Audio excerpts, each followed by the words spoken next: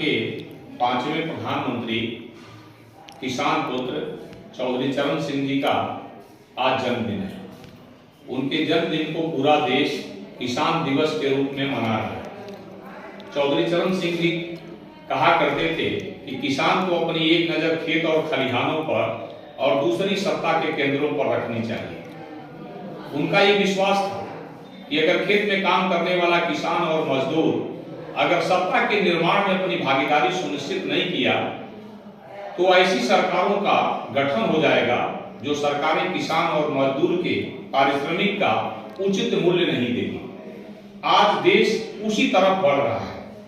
कई कई किसान और मजदूरों ने सत्ता से विमुखी, सत्ता के निर्माण में उनकी सही भागीदारी का न होना चौधरी साहब के इस बात पर मुहर लगाता है।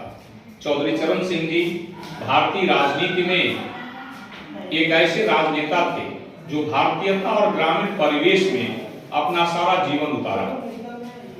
जब ये देश आजाद हुआ, देश की आजादी का सपना राष्ट्रपिता महात्मा गांधी ने देखा था। बापू का सपना था कि जब मुल्क आजाद होगा तो गरीबों के झोपड़ी में चिराग जलेगा। सही मायने में देश की आजादी के बाद हिंदुस्तान की राजनीति में अगर किसी ने गरीब के लिए, मजदूर के लिए अगर काम किया तो निश्चित रूप से चौधरी चरण सिंह जी ने काम किया। मैं कह सकता हूं कि उत्तर प्रदेश का जो भूमि सुधार अधिनियम, उत्तर प्रदेश में जमींदारी विनाश अधिनियम, भूमि हदबंदी कानून, राजस्व विभाग में तमाम जो सुधार अपनाए गए वो चौधरी चरण सिंह जी की देन है। चौधरी चरण सिंह जी का जन्म 1902 में 23 दिसंबर 1902 को उत्तर प्रदेश के हापुड़ के मेरठ जनपद के नूरपुर नामक गांव में एक किसान परिवार में चौधरी साहब जन्म लिए थे। विज्ञान से उन्होंने स्नातक करने के बाद स्नातकोत्तर किया और उसके बाद एलएलबी भी किया। 1938 में सबसे पहले धारा सभा के चुनाव में चौधरी साहब छपरौली विधानसभा से उत्तर प्रदेश की धारा सभा में चुने गए। उस समय द्वितीय विश्व युद्ध का कुछ दिनों के बाद शंखनाद हो गया, धारा सभा भंग हो गई और 1945 तक द्वितीय विश्व युद्ध चलती रही।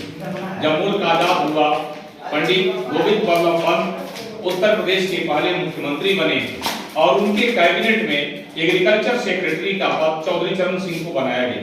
चौधरी चरण सिंह जी कृषि मंत्री के रूप में, जंगलात वन विभाग जिसे आप कहते हैं जंगलात मंत्री के रूप में, सिंचाई मंत्री के रूप में, राजस्व मंत्री के रूप में, उत्तर प्रदेश के गृह मंत्री के रूप में और बाद में 1967 में चौधरी चरण सिंह जी ने कांग्रेस के पंचायत के नियमों को लेकर, पंचायत सहकारिता और भूमि हदबंदी कानून को, तमाम चीजों को लेकर, सहकारिता को लेकर के मतभेद हुआ और पंडित नेहरू से भी उनके मतभेद थे। पंडित नेहरू ने पंडित गोविंद बल्लभ पंत से कहा कि चौधरी चरण सिंह जी को आप अपनी सरकार से बाहर कर दीजिए। उस समय कॉन्ट्रैक्ट फार्मिंग की बात चल रही थी और इसका दक्षिण के राज्य में इसका सम्मेलन हुआ था, वहां पे चौधरी साहब ने इसका विरोध किया था। पंडित गोविंद बल्लभ पंत ने साफ कहा था कि मैं इस्तीफा दे सकता हूं मुख्यमंत्री के पद से, लेकिन पंडित जी मैं चौधरी चरण सिंह जैसे ईमानदार व्यक्ति को मैं अपनी सरकार से नहीं हटा सकता। उस चौधरी चरण सिंह जी को लाचार और बेबस होकर के किसानों के लिए वो कुछ करना चाहते थे।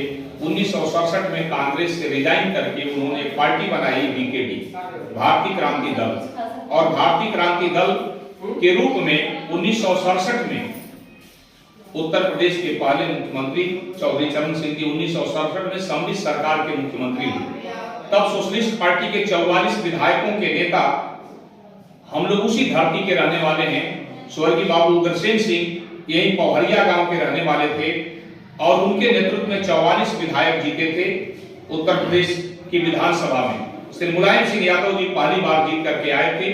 उन लोगों के सोशलिस्ट पार्टी के समर्थन से चौधरी चरण सिंह जी 1967 में पहली बार मुख्यमंत्री बने, दूसरी बार भी मुख्यमंत्री बने और 1977 के आम चुनाव में जब इमरजेंसी 74 में लगी, 5 जून 1975 को पटना के गांधी मैदान में लोक नायक जयप्रकाश नारायण ने जब समग्र क्रांति का उद्घोष किया, उसी के साथ ही जनता पार्टी इस देश में श्रीमती इंदिरा गांधी ने इमरजेंसी लगा दी सारे नेताओं को जेल में बंद कर दिया, और जब उन्हें लगा कि इन्हें अगर हम छोड़ देंगे, अब चुनाव होगा तो हम बहुमत में आ जाएंगे, लेकिन सत्ता का पट परिवर्तन हो गया, सत्ता का परिवर्तन हो गया और 1977 में जनता पार्टी की सरकार बनी और मोरारजी के देसाई के नेतृत्व में सरकार का गठन हुआ। चौधरी चरण सिंह जी उस सरकार के उप प्रधानमंत्री, गृह मंत्री और वित्त मंत्री बनाए गए। मुझे ठीक से याद है, हम लोग बचपन में थे, छोटे थे, लेकिन बात याद है कि जब चौधरी साहब 28 जुलाई 1979 को चौधरी साहब जब देश के प्रधानमंत्री बने, तो भारत का कोई गांव नहीं था जहां पे खुशियां नहीं मनाई गई और जहां पर तमाम लोगों ने प्रसाद बांटा और खुशियां मनाई गई कि अब किसानों का भला होगा। यद्यपि चौधरी साहब लंबे समय तक संसद का सामना नहीं कर सके और 28 जुलाई 1979 को उन्होंने शपथ लिया और 14 जनवरी 1980 तक वो भारत के प्रधानमंत्री रहे। प्रधानमंत्री के रूप में ग्रामीण पुनरुत्थान मंत्रालय, आज जो ग्रामीण मंत्रालय है, ये मंत्रालय कभी नहीं था केंद्र में, इसका निर्माण चौधरी चरण सिंह जी ने किया था।